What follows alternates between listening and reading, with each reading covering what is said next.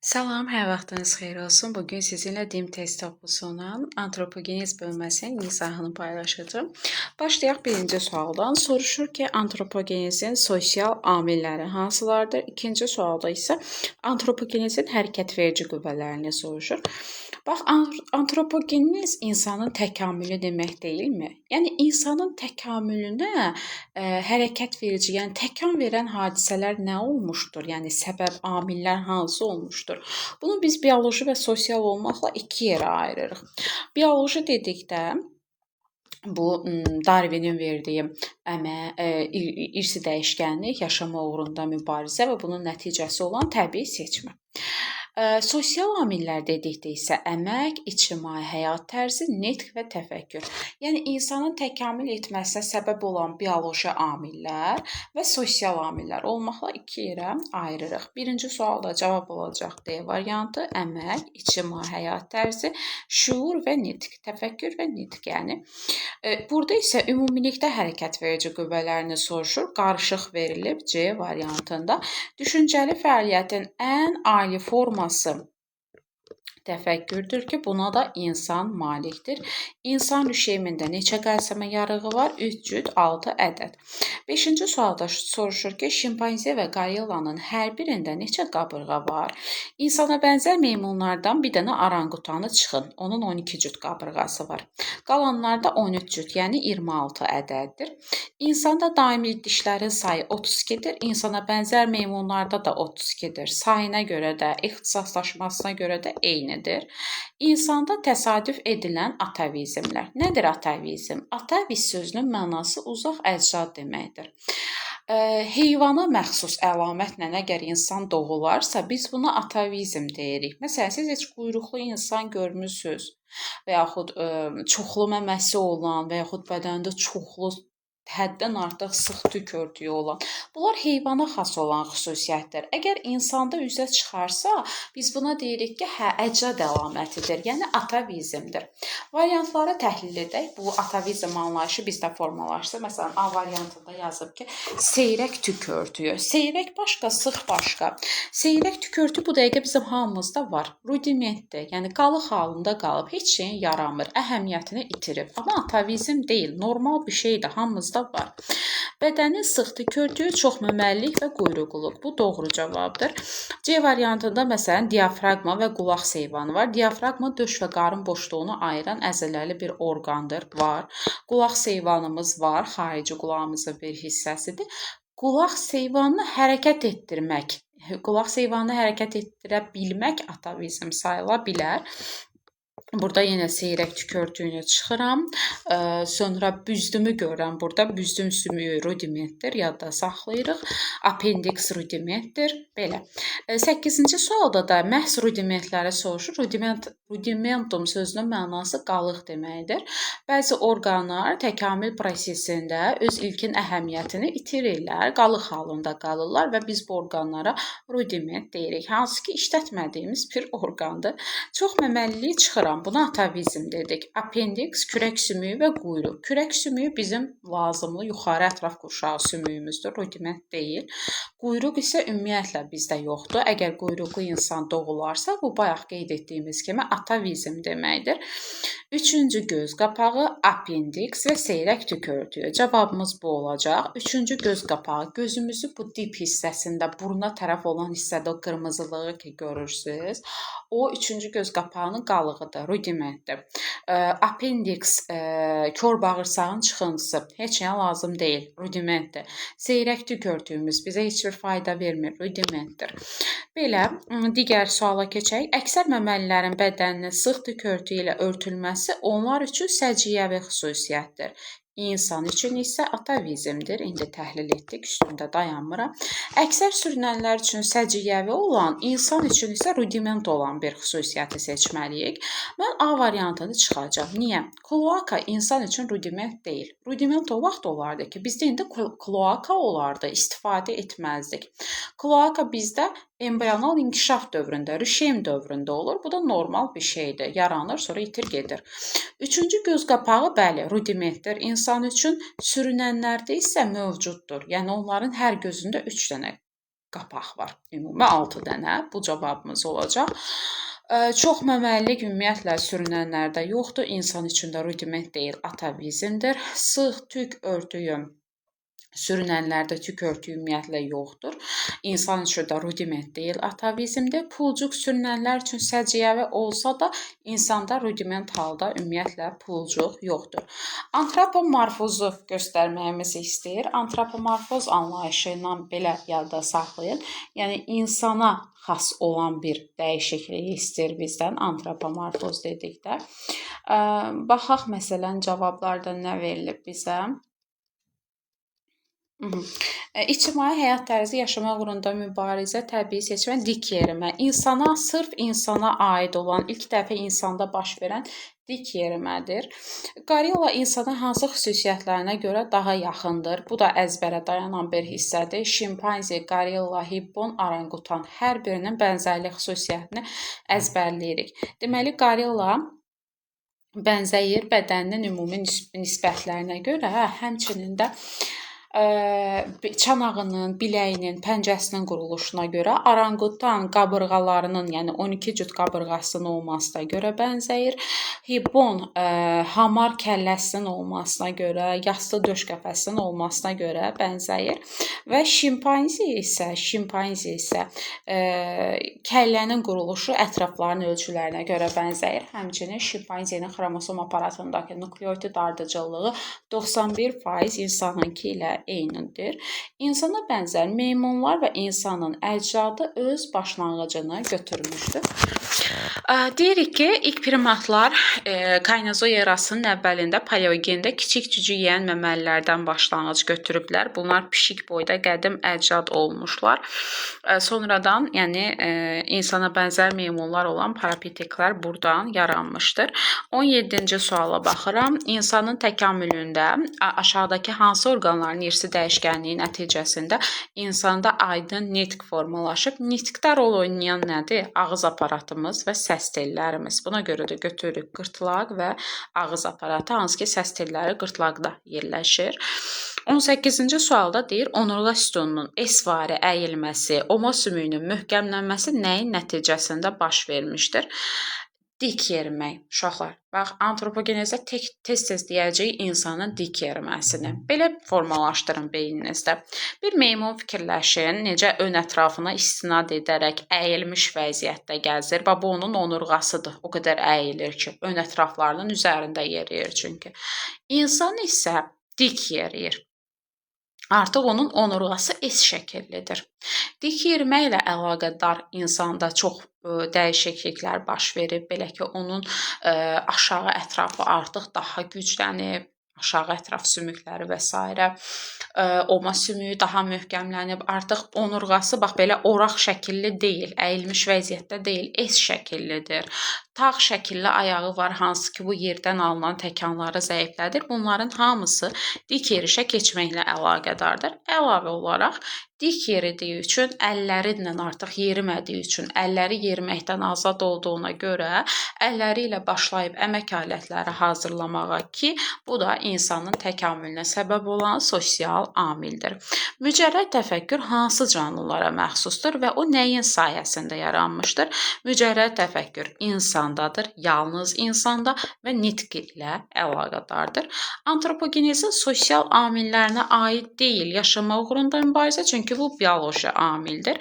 İnsanın məməlilər sinfinə aid olduğunu bildirən əlamətlər hansılardır? Cavab ilə A variantıda görünür. Digərlərinə baxaq. Daxili mayalanma ağciyər tənəffüsü sürünənlərdə də var.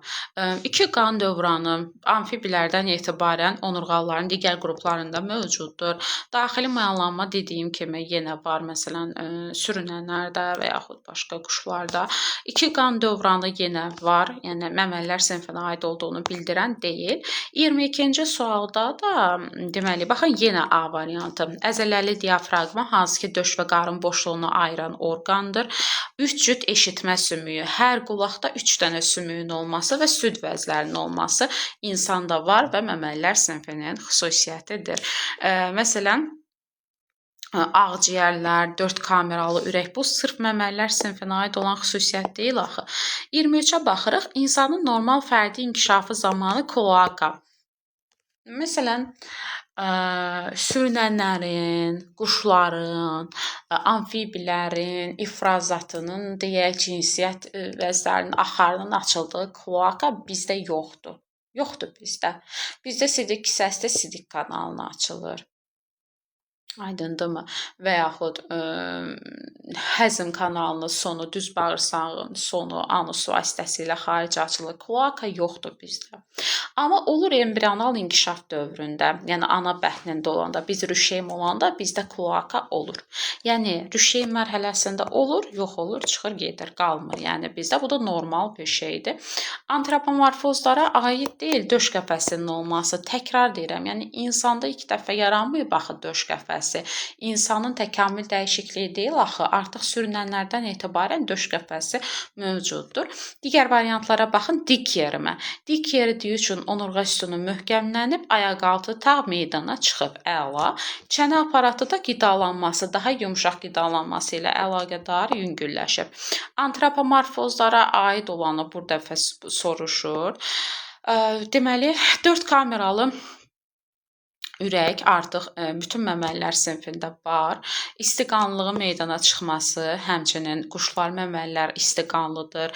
Bətin daxili inkişaf bir neçə qrupda var. Balanın südlə bəslənməsi bütün məməlilərdədir. Ayaqaltı tağ isə dik yerişlə əlaqədar insandadır. Müasir insanı insana bənzər meymunlardan fərqləndirən cəhətlər.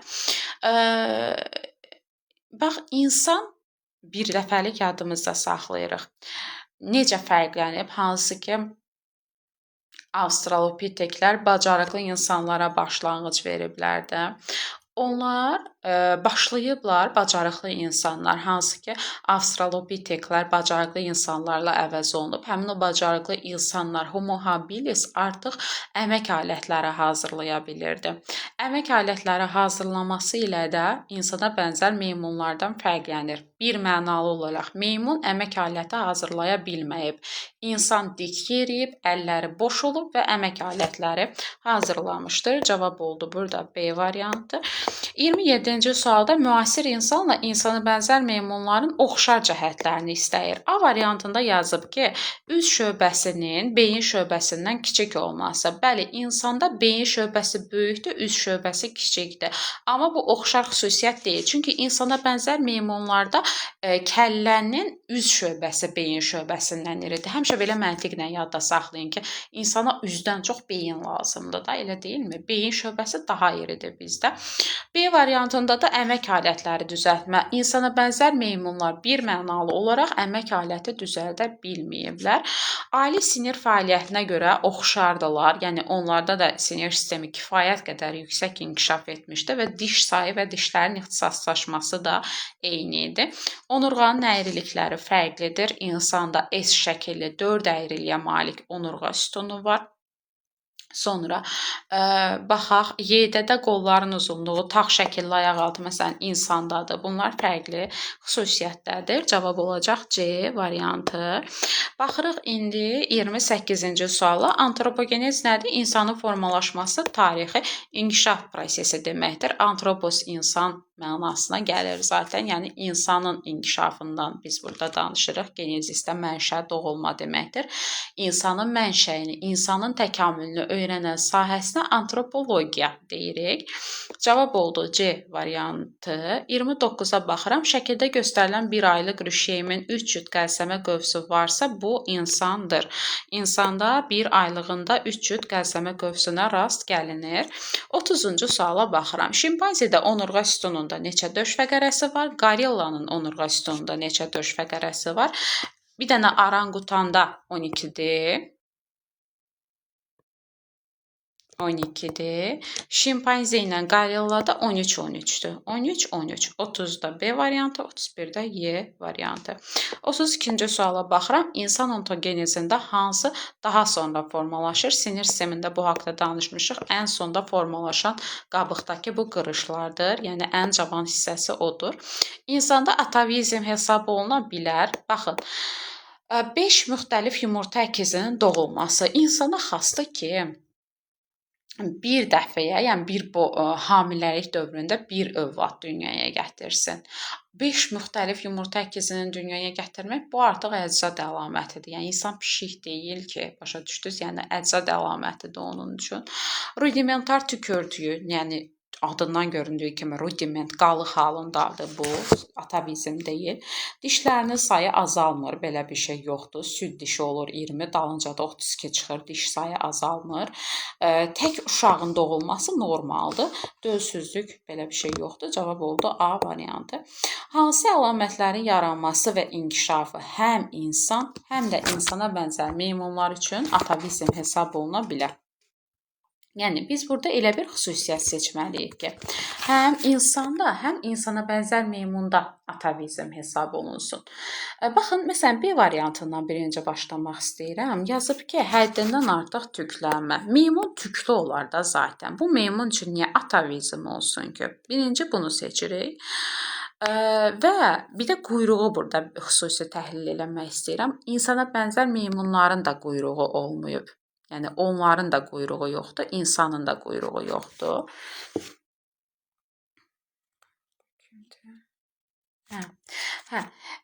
Quyruq və üçüncü göz qapağı deyəcəyik burada cavab kimi. Nəyə görə?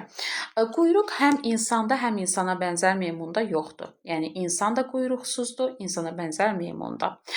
Quyruq yaransa insanda, istər insana bənzər meymunda, bu artıq əczad əlamətinin üzə çıxması deməkdir. Üçüncü göz qapağı da həmçinin yəni məməlilərdə yoxdur da, başa düşürsüz? Məməlilərdə yoxdur. Hər gözdə 2 göz qapağı var deyə. İnsana bənzər meymunun da 3-cü göz qapağı çıxsa, bu onun üçün atavizmdir. Aydındırmı? Üçüncü göz qapağının qalıq halında olması başqa rudimentdir. Sonra nəyi deyək? Əmgək çıxıntısı yox. İnsanlarda ümumiyyətlə əmgək belə deyək də, həm doğuş prosesini asanlaşdırmaq üçün, həm də beynin böyüməsi üçün açıq olur, sonra bağlanır. Yetkin insanda əmgəyin bağlanmaması və yaxud xüsusi bir çıxıntısının qalması bir atavizm ola bilər. Amma meymunlarda belədir ki, belə deyək də, kəllə sümüklərinin quruluşuna görə tamam onlarda fərqli bir bioloji normalar var. Bunu götürmürəm, ona görə də cavab olacaq C variantı. Quyruğun və üçüncü göz qapağı. Yəni insanda üçüncü göz qapağı yaransa, bu artıq atavizmdir. Rudimentdən söhbət getmir. Baxaq indi 35-ci suala. Əgər ən qədim insanlarda ilk dəfə tam formalaşmış çənəaltı çıxıntı yaransaydı, çənəaltı çıxıntı nədir? Nitqə səbəb olan o hissəcikdir də, hansı ki biz ilk dəfə onları neandertallarda gördük. Bəzi neandertallarda aydın, bəzilərində də aydın olmayan nitq var idi. Demək ki, əgər ən qədim insanlardan başlayaraq da, yəni pitekantroplarda, sinantroplarda da əgər çənəaltı çıxıntı olsaydı, onlar artıq tam aydın şəkildə nitq vasitəsilə danışa bilərdilər. 36-cı suala baxıram. Əgər insanın əczadı dik yerişə keçməsəydi, insanda ayaqaltı tağ da əmələ gəlməzdi. Elə A variantı uyğundur. Üçüncü göz qapağının yerişlə nə əlaqəsi? Eşitmənin yerişlə nə əlaqəsi? Beyin qabığının yerişlə nə əlaqəsi? Balalıq və plasentanın yerişlə nə əlaqəsi? Yeriş aşağı ətraflara aid ola bilər də, ayaqaltı tağın əmələ gəlməsinə səbəb olar, hansı ki bu da yerdən alınan təkanları zəiflədir. 3 bioloji amil var antropogenezdə: əmək, irsi dəyişkənlik, yaşamaq uğrunda mübarizə və təbii seçmə. Təzə doğulmuş uşaqda quyruğun olması artıq atavizmdir. İnsan nədir, quyruq nədir? Normal deyil bu, əcad əlamətidir. Baxıram 39-cu suala. İnsanın 1,5-3 aylıq rüşeymində quyruğun olması artıq normal bir şeydir. Təkamül embrioloji dəlilidir. Yaranacaq, yox olub gedəcək. Burada heç bir problem yoxdur. Buna deyirik biz təkamülün embrioloji dəlili. Məsələn, bunu necə təhlil edək? Rüşeymdə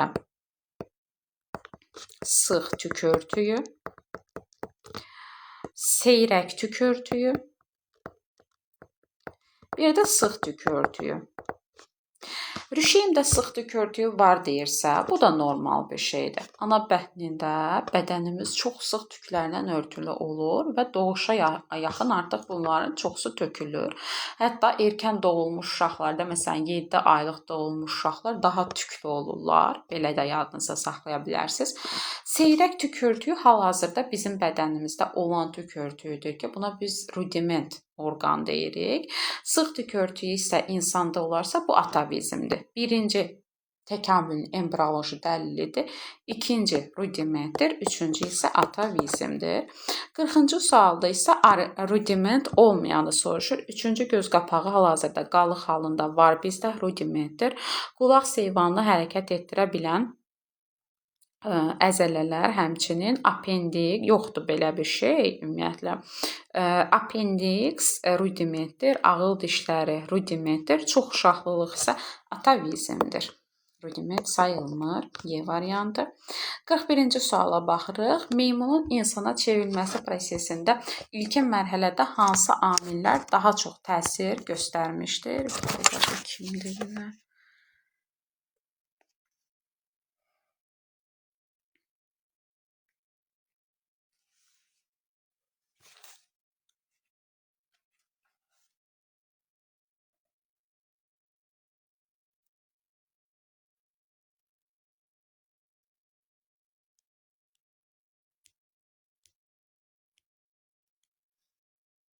Baxaq, davam edək. Meymunun deyir insana çevrilməsi prosesində ilkin mərhələdə hansı amillər daha çox təsir göstərmişdir? Cavab olacaq burada elə mutasiyalar və təbii seçmə. Bax, ümumiyyətlə antropogenezə səbəb olan bioloji amillərdir, bir də sosial amillərdir. Yəni sırf burada bioloji xarakter daşıyan mutasiyalar və təbii seçmələr təsir göstərmişdi ilkin mərhələdə. Məsələn, deyir ki, digər suallarda mutasiya var. Məsələn, burada yazıb dinin formalaşması. Din hələ çox sonralar. Neandertallarda ilk dini rüşeymlər yaranmışdı. Bu tamamilə yanlışdır. Oddan istifadə ilk dəfə epikantroplar oddan istifadə ediblər. Amma oddan istifadə edib deyə meymun insana çevrilməyib ki, bu da yanlış ifadədir. Bir də nitq qabiliyyəti. Nitq də hələ pikantropdan, sinantropdan, yəni ən qədim insanlardan sonra, aydındırmı? İkinci yarımcinsdə, neandertallarda yaranmışdır. Bu da doğru deyil. Cavabımız olacaq mutasiyalar və təbii seçmə, bioloji amillər kimi nəzərdə tuta bilərik. Belə deyək də, təkamülün başlanğıcında irsə mutasiyalar baş verib, təbii seçmə isə dik yeriməyə və ətraf mühitə uyğunlaşmağa kömək edən faydalı əlamətləri möhkəmləndirmişdir. Bir də burada 40-cı sualda qulaq seyvanını hərəkət etdirə bilən əzələlərdə yadda saxlayın, əcdadlarımız səsdən asılı olaraq qulaqlarını hərəkət etdirə bilirdilər. Belə bir məlumat da ağlınızda olsun. İnsan və insana bənzər meymunlar üçün verilmiş xüsusiyyətlərdən ümumi olmayanı müəyyən edin. Ortaq xəstəliklər var ki, onlar da yoluxa bilirlər. Yəni insana bənzər meymunlar da, insanda var. Parazitlər bitdi, birədir, eyni parazitlərə yoluxuruq. Bu da doğrudur. Kəsici köpək azı dişlərinin sayı həm ixtisaslaşması, həm sayı eynidir. Eyni qan qruplarımız mövcuddur, amma onurğa əyriliyinə görə bənzəmirik bir-birimizə. Onlar da oraq şəkillidir, bizdə isə S şəkilli. Hansı əlamətlərinə görə insanı xordalılar tipinə aid edirlər? Burada tip əlamətini seçməliyik. Təbii ki, xordanın olması, qəlsəmə yarıqlarının olması və sinir borusunun olmasına görədir. Məsələn, süd vəzlərinin əmələ gəlməsidir. Bəli, insanda süd vəzləri var. Bu, onun məməlilər sinfinə aid olmasını göstərir. Sırf bütün xordalılar tipindəki süd vəzləri yoxdur. Cüt ətraflar yanlışdır. Cift deməsi bütün xordalılar tipinə aid xüsusiyyət deyil, məməlilərə aiddir. Diafraqma sinif əlamətidir, yenə məməlilərə aid bir əlamətdir. Terminlərdən hansı məməlilərin yalnız bir növünün inkişafını bildirir? insan növünün inkişafını bildirən antropogenezdir burada cavab. 45-ci sualda antropogenez mənşəli, yəni insana aid olanı soruşur. İnsan çox məməli, sıxdı körtüklü, quyruqlu doğulmur, yanlışdır. Üçüncü göz qapağının rudimenti və rudiment tük örtüyü. Üçüncü göz qapağının rudimenti təkcə insanda deyil. Yəni məməlilərdə də üçüncü göz qapağı rudiment qalıq halındadır. Rudiment tük örtüyü isə yalnız insana xasdır. Ona görə cavab A variantı. İnsana bənzər meymunlardan fərqi olaraq insanlar üçün aşağıdakılardan hansı daha səciyyəvidir? Bu iki dənə xəstəlik adı görürük burada. Oxşardır. Dedik ki, insan və insana bənzər meymun oxşar olan xüsusiyyətə yoluxur. Xəstəliyə yoluxur. Sümüklərin sınması, onun da sümüyü sınar, insanın da vəbaya yoluxar. Ayaq venalarının genişlənməsi isə dik yerişə keçidlə əlaqədardır. Yalnız insandadır. 47-ci suala baxıram. Antropomorfozlara aid olmayanı istəyir. Kəllənin beyin şöbəsi üz şöbəsindən daha böyükdür. Bu əsas fərqdir. Ayaqaltı tağ, əla, dik yerişlə əlaqədar. Oma sümüyünün möhkəmlənməsi, bəli, bu da dik yerişlə əlaqədardır. Onurğa sütununun esvari əyilməsi, bu da dik yerişlə əlaqədar, tamamilə doğrudur. Quyruğun yox olması isə zaten var idi. Aydındırmı? Artıq insana bənzər meymunlarda da quyruq yox olmuşdu. Meymunlarda da yox idi. Sırf insana xas olan antropomorfoz mən buna deyə bilmərəm. Hansılar eyni zamanda yaşaya bilərdilər? Baxaq. Antropla piteki bir araya gətirməyən. Meymun, insan. Baxın, görün harda verilib. Bax. Pitek antrop, sinantrop, parapitek. Meymun antrop, pitek antrop, pitek. A, B, C yanlışdır. Bacarıqlı insan Avstralopitekdən başlanğıc götürüb ən qədim insana başlanğıc verəcək. Amma Kromanyon, Neandertal, ən qədim insan ayrı-ayrı yarım cinslərdir. Yəni, eyni dövrdə yaşamayıblar, eyni zamanda yaşamayıblar. Avstralopiteklər, qorillalar və şimpanzilər isə Triopitekdən başlanğıc götürüblər və hər üçü eyni zamanda yaşaya bilərdi. Avstralopiteklər hansı geoloji dövrdə meydana çıxıb, hansı erada yaşayıblar? Əzbərə dayanır bu yenə Kaynazoyun, Neogenin də. 51-ci suala baxıram. Məntiqi əlaqəyə əsasən X-i müəyyən edin. Antropogenezin bioloji amili olaraq digərxanada təbii seçmə veribsə, biz sosial amil olaraq əmək, ictimai həyat tərzi, nitq, təfəkkür seçməliyik. Nitq var, təfəkkür var, ictimai həyat tərzi var. Üçünü də götürdüm. Antropomorfozlara aid olanları istəyir. Döş qəfəsinin olması. Məsələn, sürünənlərdə yaranır. Quşlarda var. Bütün məməlilərdə var. Dik yeriş antropomorfozdur. Döş qəfəsinin yanlara doğru genişlənməsi əla. Baxın, yanlardan yox, yanlara doğru genişlənməsi doğrudur. Dişlərin ixtisaslaşması var idi. Digər insana bənzər meymunlarda da dişlər kəsici köpək azı ixtisaslaşıb. Çənə aparatının yüngülləşməsi, bəli, yumşaq qidaya keçişlə əlaqədar. Beyin şöbəsinin üz şöbəsindən böyük olması, bu da insana xasdır. 2, 3, 5, 6. Çünki insana bənzər meymunlarda üz şöbəsi kəllə şöbəsindən daha böyükdür. Yetkin orangutanda döş qəfəsində olan sümüklərin sayı onun dişlərinin sayından nə qədər çox olur? Orangutanda döş qəfəsində 37 sümük var. Çünki onun 12 cüt qabırğası, yəni 24 qabırğası, 12 döş fəqərəsi və bir döş sümüyü var. Dişlərinin sayı isə elə insanda olduğu qədər, yəni 32-dir. 37-dən 32-ni çıxıram, cavab olur 5. Yetkin şimpanzedəki dişlərin sayı orangutanın döş qəfəsində olan sümüklərin sayından nə qədər azdır? Eyni sualdır. Şimpanzedə 32 diş var, orangutanın döş qəfəsində də 37 sümük var. 37 çıxılsın 32 bərabərdir 5-ə. Orangutanın döş qəfəsində olan sümüklərin sayı şimpanzenin döş qəfəsində olan sümüklərin sayından nə qədər azdır? İndi bunu hesablamalıyıq. Baxın, orangutanın döş qəfəsi, bayaq hesabladığım kimi 37 sümük. Şimpanzedə isə 40 sümükdür. Hardan gəldi bu 40 sümük? 13 cüt, yəni 26 ədəd qabırğa, 13 döş fəqərəsi, bir də döş sümüyü. Bu elədir 40.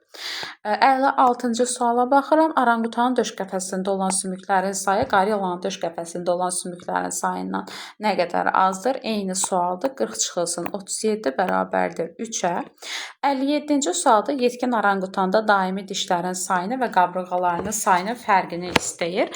Diş sayı yenə 32 olacaq, qabırğa isə 12 cüt, yəni 24 ədəd olacaq. X çıxılsın Y, 32 çıx 24 bərabərdir 8-ə. Keçək indi növbəti hissəsinə. İnsanın tarixi inkişafının mərhələləri ən qədim və müasir insanlar, həmçinin irqlər haqqında sual var digər bölmədə. Birinci sualda soruşur ki, insan irqlərindən hansına nazik və dar burun xasdır? Zaten irqlər haqqında əzbərləməli olduğumuz bir-iki cümlə var. Avropoidlərdə nazik, dar burun mövcuddur. İlkin aydın nitq ilk dəfə hansı primatlarda yaranmışdır? Gəlin bunu aydınlaşdıraq.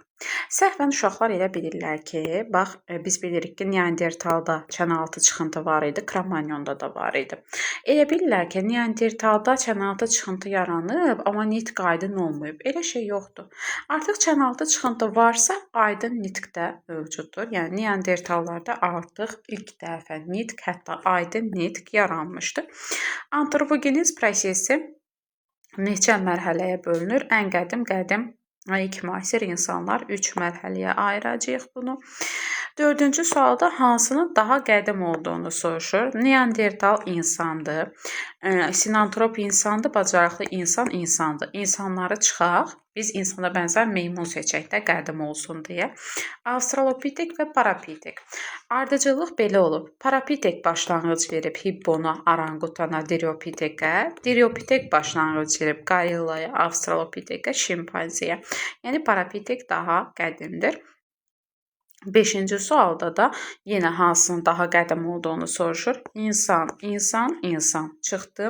Driopitek və avstralopitek. Bax, driopitek avstralopitekə başlanğıc verib. Demək, driopitek daha qədimdir. Sinantrop və kromanyonu birləşdirən ən kiçik sistematik kateqoriya. Kromanyon, sinantrop. Sinantrop ən qədim insanlara aiddir. Kromanyon ilk müasir insanlara. Bu yarım cinsdir.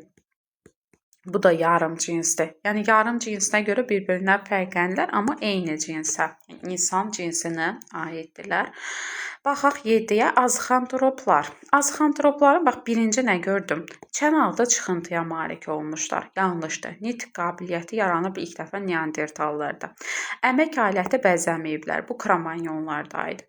Qədim insan deyirlər. Ən qədim insandılar. Fərqli bir anlayışdır bu. Qədim insan Neandertaldır. Sürü halında yaşayıblar, qrup halında yaşayıblar. Bunlar sürü halında yaşayırdılar. Qeyd edilən dəlillərdən hansı insan irqlərinin bir növə aid olduğunu bildirir? Biz növün tərifində nə deyirik? Sərbəst çarpazlaşıb döllü nəsil verən. Avropoid negroidlə ailə qurur və onun döllü nəsli olur. Yəni, övladı dünyaya gəlir, onun övladının da övladı dünyaya gələ bilir.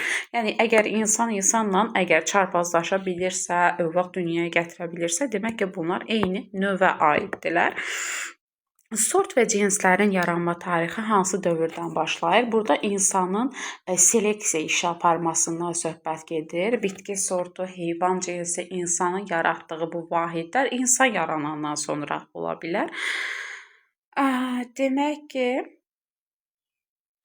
baxın, kromanyonlarla heyvanları əhliləşdirdi. Heyvan cinsi, əkinçiliklə məşğul oldu, bitki sortu. Bu, ümumiyyətlə, seleksiyanın ilk mərhələsi insanların bitkiləri mədəniləşdirməyə və heyvanları əhliləşdirməyə başladığı dövrdən başlamışdır. 10-cu sualda soruşur, insan irqləri arasındakı fərqlər nədən ibarətdir və onlar nə ilə izah olunur? İrqlər ayrı növ demək deyil. İrqlər hansısa bir ayrı seçkilik demək deyil. İrq niyə var? Mühitə uyğunlaşma ilə əlaqədar var. Yəni, birinin burnu soyuqda yaşayır deyə dar olur ki, isinsin. Birinin burnu geniş olur ki, istidə yaşayır, o hava burnuna daxil olanda sərinləsin. Yəni, fərq sadəcə bundan ibarətdir. Mühit rəng də həmçinin, məsələn, mühit şəraitinə uyğunlaşmaların nəticəsində yalnız görünüş cəhətdən, yəni yalnız morfoloji cəhətdən fərqlənirlər. İnsanın formalaşması prosesində 3 mərhələ var. Ən qədim və ilk müasir insanlar, yəni cavab B variantı. 12-ci sualda kromanyonların skelet quruluşunun hansı xüsusiyyəti onlarda aydın nitqin yaxşı inkişaf etdiyini göstərir? Ümumiyyətlə skeletdə nitq çənəaltı çıxıntı deməkdir. Çənəaltı çıxıntı yaxşı inkişaf edibsə, demək nitq var burada. Bacarıqlı insanın hansı əlamətləri onu müasir insana bənzətmişdir? Bacarıqlı insan nitq, əmək aləti hazırlaya bilirdi. Buna görə də insana bənzəyirdi. Bir də onda artıq şuur əlamətləri də var idi. Cavab olacaq Y variantı. Nitq yanlışdır. Bacarıqlı insan hələ başlanğıc verəcək pitekantropa, ən qədim insan yarımcinsinə. Ən qədim insan yarımcinsində ümumiyyətlə nitq yox idi. Nitq tamamilə yanlışdır. Sinantropun sağaxay olmasını necə müəyyən etmişlər? Beyni ilə əlaqədar. Görüblər ki, bunun beynində sol pay sağ paydan daha yaxşı inkişaf edib. Deyiblər, onda bu sağaxaydır. İlk dəfə zəif inkişaf etmiş çənəaltı çıxıntı əmələ gəlib Neandertalda. C variantı. 16-cı sualda əgər sinantropun çənəaltı çıxıntısı olsaydı, çənəaltı çıxıntı nitq deməkdir. Onda onun da nitq qabiliyyəti olardı. Engelsin fikrinə görə antropogenezdə neçə əsas sosial amil iştirak etmişdir? 4 sosial amil: əmək, ictimai həyat tərzi, nitq və təfəkkür. Eylerveyin diaqramında X, Y və Z-i müəyyən edin. Bunlara aid olan xüsusiyyətləri seçməliyik. Baxaq birdən, oddan istifadə edirdilər. Hər ikisi oddan istifadə edirdi. Bu ortaq xüsusiyyətdir. Çənəaltı çıxıntı yox idi sinantropda, kromanyonda var idi. Qalıqları Avstraliyada tapılan təkcə kromanyonlardır. Yadda saxlayırsınız. Qaşüstü yastıqçı kromanyonda yox idi. Bir dənə kromanyonda yox idi. Qalanlar da var idi. Aydın nitq kromanyondaydı. Paltar geyinirdi hər ikisi. Artıq pitekantrop paltarsız gəzirdi. Artıq sinantrop dəri paltar geyinirdi. X-də olacaq 3-5, Y-də 2-4, Z-də isə 1-6. Cavab C variantıdır. Verilmiş ilk insanlar üçün ortaq xüsusiyyət hansı ola bilər? Oddan istifadə edirdi, qoruyub saxlayırdı. Oddan istifadə edirdi və onu əldə etməyə bacarırdı. Sadəcə istifadə edən pitekantrop idi. Qoruyub saxlayan sinantrop idi. Pitekantrop istifadə edib təsadüfən. Sinantrop da istifadə edib, hətta onu qoruyub saxlayıb. Oddan istifadə edib, həm də onu əldə etməyi bacarır. Yəni odu təsadüfən əldə etməyib Neandertal. Bunların hamısı üçün ortaq olan xüsusiyyəti istəyir. Sürü halında yaşayırdılar. Xeyr, Neandertallara aid deyil. Əmək bölgüsü Neandertallardaydı. Aydın nitq Neandertallardaydı. Qaşüstü yastıqcıq hər üçünə aiddir. Bir dənə bayaq dediyim kimi kromanyonda yoxdur qaşüstü yastıqcıq. Mülahizələrdən hansı doğru deyildir? Heidelberg adamın dişlərinin quruluşu müasir insanınki kimi olmuşdur. Tamamilə doğrudur. Hətta deyir ki, dişləri iri olsa da, Heidelberg adamla bağlı deyir ki, dişləri iri olsa da insan dişlərindən oxşar idi. Doğrudur bu. Sinantropların qalıqları Neandertalların qalıqlarından əvvəl tapılmışdır, yanlışdır. Bax, burada bir neçə bu tipdə sual var. Çevirib eyni şeyi soruşur. Bir mənalı olaraq yadınızda saxlayın ki, ilk dəfə bu insan cinslərindən qalığı tapılan Neandertallar olub. İlk dəfə. Vəssalam. Neandertalın onurğa əyrilikləri müasir insanınkindən daha zəif inkişaf etmişdi. Əlbəttə ki, insanın artıq onurğası daha yaxşı, daha tam formalaşıb. Kromanyon mineral boyalarla rəsm çəkirdi. Tamamilə doğrudur. Alın və gicgah nahiyələri pitenkantroplara nisbətən zəif inkişaf etmişdir. Əlbəttə ki, pitekantrop, yəni insan meymundan daha yaxşı beyinə, daha yaxşı inkişaf etmiş beyinə malik idi. Cavab oldu burada da B variantı. 21-ci suala baxıram. Pitenkantroplarda çənəaltı çıxıntı olmamışdır. Əla. Ən qədim insan yarımcinsinin heç birində nitq yox idi. Neandertalın beyninin həcmi pitenkantropun beyninin həcmindən artıqdır. Bu da doğrudur. Pitekantroplar daşdan ibtidai ərsin və burğu hazırlamışdır. Doğrudur. Kaynozoy erasının antropogen dövründə yaşayıblar. Bu artıq yanlışdır. Cavab olacaq D variantı. 22-yə baxıram. Təbii seçmə hansına daha az təsir? Burada bu arada niyə olmalı idi? Qeyd edeyim, düzəldim. Təbii seçmə hansına daha az təsir göstərib? Gəlin buradakı ardıcıllığı deyək də. Əvvəlcə burada pitekantrop, ən qədim insan, sinantrop, Heidelberg adam, azıxantrop, sonra neandertal, pitek əlbəttə ki, avstralopitekdən pitekantrop yaranıb, sonra neandertal, sonra kromanyon. Ən son yaranana, dəyişməyənə, yəni kromanyona daha az təsir göstərib. Neandertala təsir göstərib ki, kromanyon yarımcinsi yaranır. Aydındırmı? 23-cü Neandertalları ən qədim insanlardan fərqləndirən cəhət, ən qədim insanlarda nitq yox idi, neandertallarda isə ilkin aydın nitq yaranmışdı. B variantı. Baxaq 24-ə. Mülahizələrdən hansı doğru deyil? Heidelberg adamın dişlərinin quruluşu müasir insanınki kimi olmuşdur.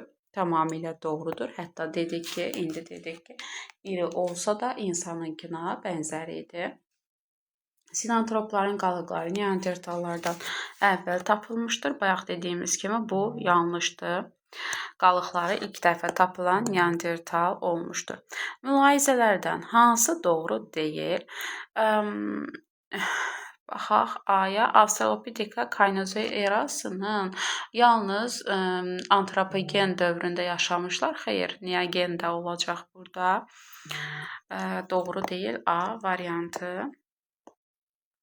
Baxaq B-yə. Kromanyonlar neandertalların arasında yaşamışlar. Əla, tamamilə doğrudur. Sinantroplar otdan istifadə edirdilər. Bəli, hətta onu qoruyub saxlaya da bilirdilər.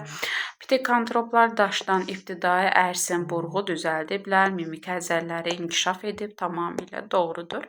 İnkişaf səviyyəsi baxımından bacarıqlı insan hansı varlıqlar arasında keçid forma olmuşdur? Avstralopiteklə pitekantrop arasında. Avstralopitek nə idi?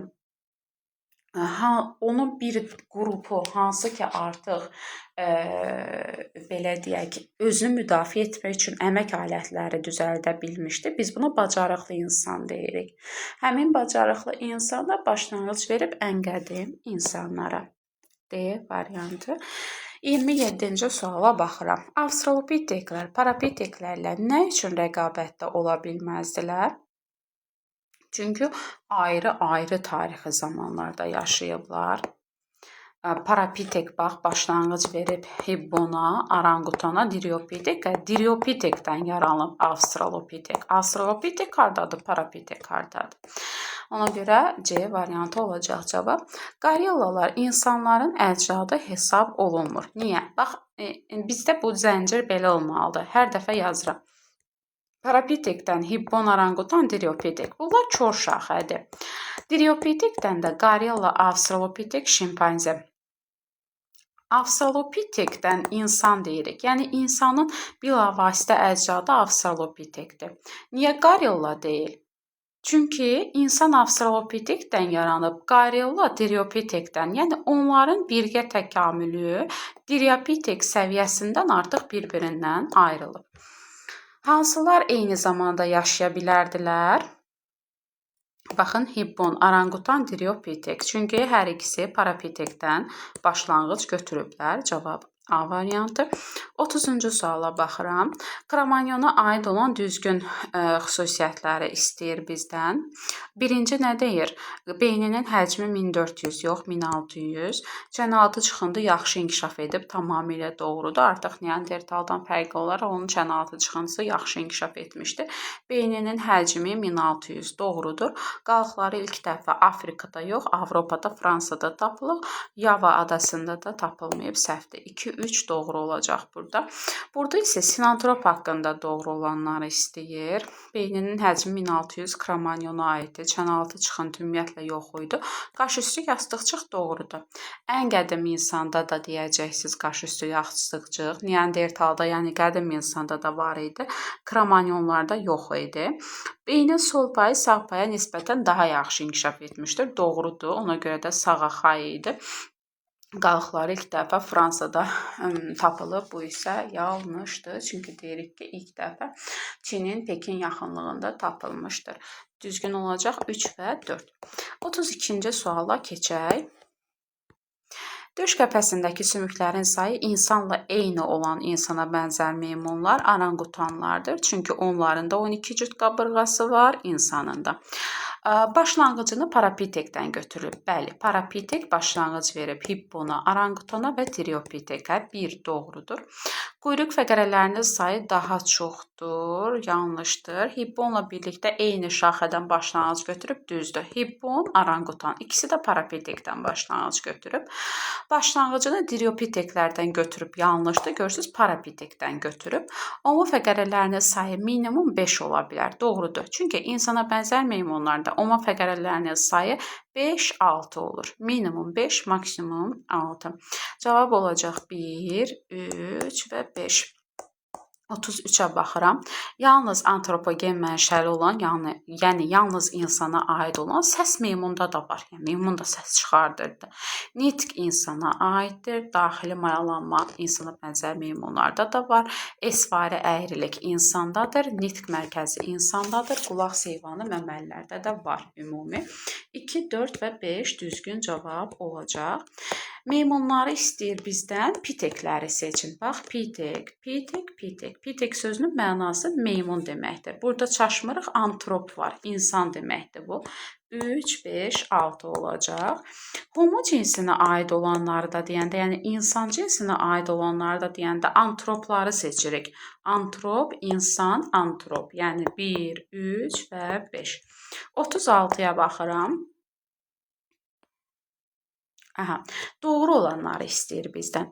Birinci deyir ki, Z, pilus, pitekantrop çənə altı çıxıntıya malik idi. Yanlış cavabdır.